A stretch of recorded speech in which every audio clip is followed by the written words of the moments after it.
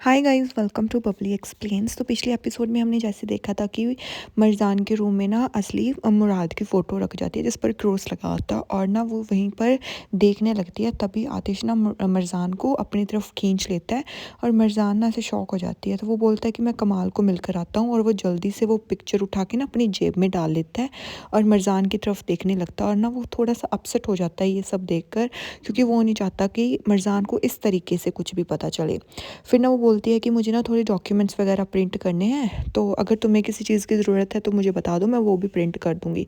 पर आतिश ना ऐसे अपने ही ख्यालों में खोया होता है, वो मरजान की बात ही नहीं सुनता।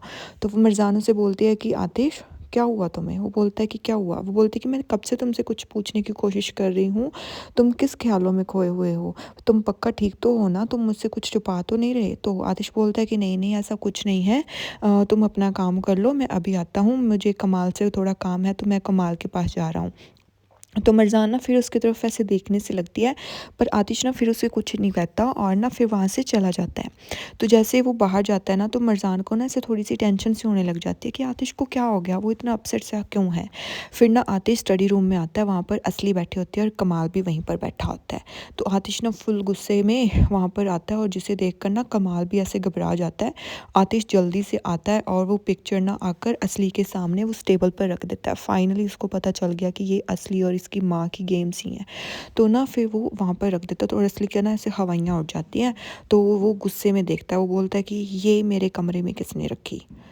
आई सैड, ये मेरे कमरे में किसने रखी? तो असली कहते हैं कि मुझे क्या पता, मुझे कैसे पता होगा, और ये तुम मुझे क्यों बोल रहे हो कि किसने रखी? जिसने रखी है उससे पूछो जाकर, मुझसे क्यों पूछ रहे हो ये बात? तो ना उसको आतिश को फिर से गुस्सा आ जाता है कि ये मेरे रूम में ना किसी ने जानबूझकर रखी है ताकि मरजान को पता चल जाए मेरे रिवेंज का। ये तुम लोगों ने ही किया है ना। तो ये सब देखकर ना कमाल भी वहाँ पर खड़ा हो जाता है और कमाल फिर ना आतिश की तरफ ऐसे देखने लगता है। तो आतिश बोलती है कि ओ, तो तुम अब लोग मेरे खिलाफ जाल बुनोगे? तो तुम्हें क्या लगता है कि ये ट्रैप तुम मेरे लिए बुनोगे तो मैं उसमें फंस जाऊंगा, और ये तुमने और या फिर तुम्हारी माँ का ही काम हो सकता है, इनके अलावा ये काम कोई और कर ही नहीं सकता। तो वो बोलता है कि अब से मेरे साथ ये गेम्स प्ले करने की कोशिश मत करना असली, मैं तुम्हें बता रहा हूँ, ये गेम्स जो तुम खेल रही हो ना, ये मेरे साथ मत खेलो। और वो उससे ना आतिश को फुल ऐसे असली पर गुस्सा आ जाता है और बोलते कि मुझे क्रॉस करने की कभी कोशिश भी मत करना, मेरा गुस्सा अभी देखा नहीं है तुमने, और ये कोई मजाक नहीं चल रहा है, ठीक है ना, समझ गई तुम? और ना असली उसको ऐसे फुल गुस्से में देखती रहती है। फिर वो बोलता है कि मेरे पास कुछ भी खोने के लिए नहीं है और तुम्हारे पास भी नहीं है, और मेरी तरफ ऐसे मत देखो और अपनी उम्र की तरफ देखो, ठीक है? क्या तुम बच्चे वाली काम कर रही हो? वो बोलती है कि अगर मैंने कुछ किया होता तो मैं बता देती, पर मैंने कुछ नहीं किया, मैं थप्पड़ मारूंगी असली एक कान के नीचे, तूने ही तो किया सब कुछ। फिर वो बोलती है कि मैंने कुछ भी नहीं किया, ट्रस्ट करना है तो करो आतिश, वरना मत करो, मैंने कुछ नहीं किया। तो आतिश ने ऐसे स्माइल करने लगता है, क्योंकि आतिश को ऑलरेडी पता है कि ये असली का ही काम है। फिर वो बोलती है कि वैसे भी ये बेसमेंट में थी, तो मुझे क्या पता वो तुम्हारे रूम में कैसे आ गई, मुझे इसके बारे में कुछ भी नहीं पता, ठीक है ना? और वैसे भी तुम्हारे बेसमेंट में जाने की परमिशन तो तुमसे लेनी पड़ती है ना, क्योंकि चाबी तो तुम्हारे पास है उसकी, तो मैं वहाँ पर कैसे जाऊँगी? तो फिर ना कमाल बेचारा असली को फिर प्रोटेक्ट करने लगता है। मतलब क्यों प्रोटेक्ट करता है यार ये असली को?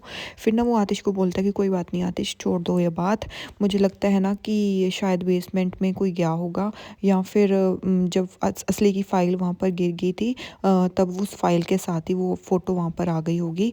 तो प्लीज़ ऐसे गुस्सा मत करो। वो बोलता है कि आई होप यही हो, इन लोगों ने जानबूझकर वो फाइल में ना रखी हो। अगर मुझे पता चल गया ना कि ये सब जानबूझकर किया है, तो फिर मैं उसके बाद अपनी टर्म्स चेंज नहीं करूँगा, जो है सो है। और वो ना ऐसे गुस्से में असली की तरफ देखने लगता है और असली ना फिर उसको देखकर फिर वहाँ से ना बाहर चली जाती है। फिर ना हमें सीन दिखाया जाता है, कमाल और आतिश वहाँ पर अकेले रह जाते हैं। आतिश ना वहाँ पर जाकर बैठ जाता है, तो फिर वो बोलता है कि मुझे ये नहीं समझ आता कि ये दोनों इतनी गेम्स क्यों खेल रही हैं, माँ और असली। इनकी जो ये गेम्स है ना, मैं इनसे थक चुका हूँ। कमाल, और कमाल भी ना बेचारा कुछ नहीं बोलता, ऐसे ना चुप करके वो नीचे देखता रहता है।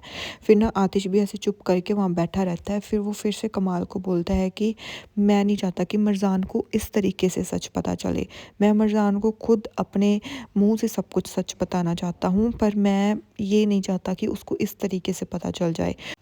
फिर ना वो कहता कि अगर मरज़ान को सच पता लगना है तो वो उसको मेरे से पता चलेगा। मैं नहीं चाहता कि किसी भी लाइक और इंसान से उसे पता चले। बस मैं सिर्फ़ राइट टाइम का देख रहा हूँ कि वो राइट मोमेंट कब आए कि मैं मरज़ान को वो सच बता सकूँ।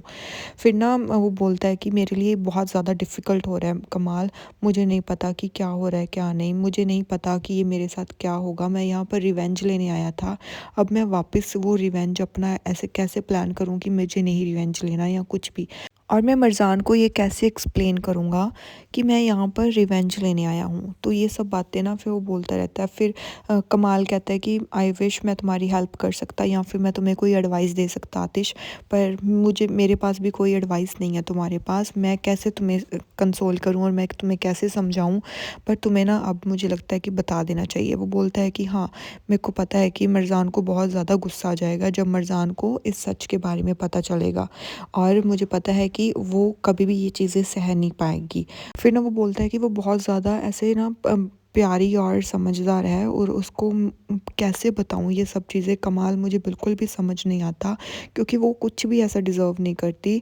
वो बहुत अच्छी है और उसके दिल के अंदर कुछ भी ऐसा शैतानों वाला नहीं है। तो कमाल कहता है कि हाँ, मुझे पता है कि इन लोगों को देखकर तो मुझे यही लगता है कि जो मरज़ान है ना वो बहुत अच्छी और प्योर है, और वो बिल्कुल भी ऐसे शैतानों वाली तो हरकतें बिल्कुल भी नहीं करती है।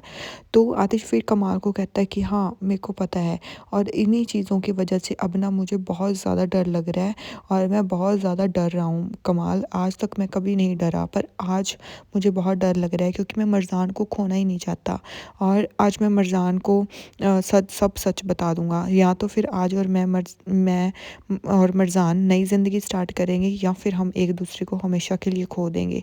तो ये सुनते ही ना कमाल भी चुप हो जाता है, और फिर हमें फ़ोटो दिखाई जाती है उसकी बाई की, जिसे देखकर ना आतिश ऐसे ना पूरे ख्यालों में खोया होता है, और वो कमाल की तरफ देखने लगता है। तो कमाल भी उसे कुछ नहीं बोलता, और वो कमाल की तरफ कंटिन्यूअसली देखता ही रहता है। फिर सीन शिफ्ट हो जाता है ऑफिस में। तो मरज़ान ना फिर आतिश के पीछे-पीछे उसके केबिन में ना ऐसे कुछ बोलती-बोलती सी आ रही थी, पर आतिश का बिल्कुल भी उस पर ध्यान नहीं होता। वो ना कोई प्रोजेक्ट के बारे में बात कर रही थी, तो आतिश फिर भी कोई बात नहीं सुनता, वो अपना कोट टाँग देता है और ना जाकर चेयर पर बैठने लगता है। तो मरज़ान ना फिर उसको बोलती है कि आतिश, वो बोलता है कि हाँ, क्या हुआ? तो वो बोलती है कि मैं कब से तुम्हें बुलाने की कोशिश कर रही हूँ, तुम्हारे साथ हुआ क्या है? तुम मेरी कोई भी बात सुन क्यों नहीं रहे हो? मैं कब की बोल रही हूँ, तुमने कुछ भी नहीं बोला मुझे, और तुम कार में भी ऐसे मेरे साथ स्ट्रेंज बिहेव कर रहे थे, और ना ही मेरे साथ बोल रहे थे। तो वो बोलता है कि कुछ नहीं, बस मैं ऐसे ही ख्यालों में खो गया था। तो ना मरज़ान फिर आतिश के पास जाती है और जाकर ना उसका हाथ पकड़ लेती है और बोलती है कि तुम मुझे बता सकते हो आतिश, क्या हुआ है? तुम कितने दिनों से अपसेट लग रहे हो? वो बोलता है गुस्से में कि मैंने कहा ना मरज़ान, कुछ भी नहीं हुआ है, और तुम मुझसे क्यों बार-बार पूछ रही हो? हाँ, मैंने एक बार तुम्हें बता दिया ना कुछ नहीं हुआ है, तो तुम्हें बार-बार पूछने की ज़रूरत क्या है? तो इतना सुनते ही ना मरज़ान थोड़ी अपसेट हो जाती है, और ना उसकी आँखों में से आंसू से निकलने वाले होते हैं कि वो जल्दी से उसका हाथ छोड़ देती है और ना वहाँ से जाने लगती है। तो ये देखकर ना आतिश भी उसके पीछे-पीछे जाने लगता है, और जल्दी से ना जाकर मरज़ान को ऐसे पकड़ लेता है। भई ऐसा बंदा मनाने वाला हो तो ज़िंदगी पार है। फिर ना वो जल्दी से मरज़ान का ऐसे हाथ पकड़ लेता है और बोलता है कि तुम कहाँ पे जा रही हो? तो मरज़ान उसकी तरफ देखने लगती है और कुछ नहीं बोलती। फिर ना वो जल्दी से उसका हाथ पकड़ लेता है, फिर वो बोलता है कि आई एम सॉरी, मैं तुम पर चिल्लाना नहीं चाहता था, और ना ही मेरा मन था तुम पर चिल्लाने के लिए। तो वो कुछ नहीं बोलती, फिर वो कहती है कि बस मेरा हाथ छोड़ दो आतिश, मुझे जाना है यहाँ से। तो वो बोलता है कि नहीं, मैं हाथ नहीं छोड़ूँगा, मरज़ान प्लीज़ मेरी बात तो सुनो। वो बोलती है कि मुझे बात नहीं सुननी है, मुझे कोई काम करना है, और कंस्ट्रक्शन वर्क भी करना है, और उसकी रिपोर्ट्स वगैरह भी रेडी करनी है, तो प्लीज़ मुझे जाने दो, अब मुझे यहाँ से जाना है। तो वो अपने आप को ना फिर से उसे छुड़वाने की कोशिश करती है, पर वो उसको नहीं छोड़ता। वो बोलता है कि तुम कहीं पे नहीं जा रही हो, तुम यहीं पर मेरे ऑफिस के में बैठकर ही काम करोगी। वो बोलती है क्यों, ये किस चीज़ की पनिशमेंट है? हाँ, मैं तुम्हारे साथ बैठकर काम क्यों करूँगी? वो बोलता है कि ये पनिशमेंट नहीं है, मैं जस्ट तुम्हारे साथ थोड़ा टाइम स्पेंड करना चाहता हूँ। तो मरज़ान उसे बोलती है कि नहीं, मेरे को कोई टाइम स्पेंड नहीं करना। वो बोलता है कि मैं तो तुम्हें एक प्राइज़ दे रहा था। वो बोलती है कि नहीं, तुम बहुत टाइम से इतने ज़्यादा टेंशन में हो, मैं तुमसे बार बार पूछ रही हूँ, बट तुम मुझे बताना ही नहीं चाहते। चलो ठीक है, नहीं बताना चाहते थे, मैंने समझ लिया। मैंने कहा भी कोई बात नहीं, फिर कभी बता देगा। स्टिल तुम सुबह भी ऐसे बिहेव कर रहे थे, फिर उसके बाद जब हम कार में थे तब भी तुमने मेरे ऊपर आवाज़ अपनी ऊँची की, फिर भी तुमने मेरे साथ लड़ाई की, मैं फिर भी कुछ नहीं बोली। अब अगेन तुम ऐसे कर रहे हो, चलो मेरे को अब छोड़ दो, मैं जा रही हूँ यहाँ से। तो इतना कहकर ना मरज़ान वो रूम लॉक कर देती है और वहाँ से चली जाती है और आतिश ना सैड हो जाता है और यहीं पर ये एपिसोड एंड हो जाता है। Thank you, bye.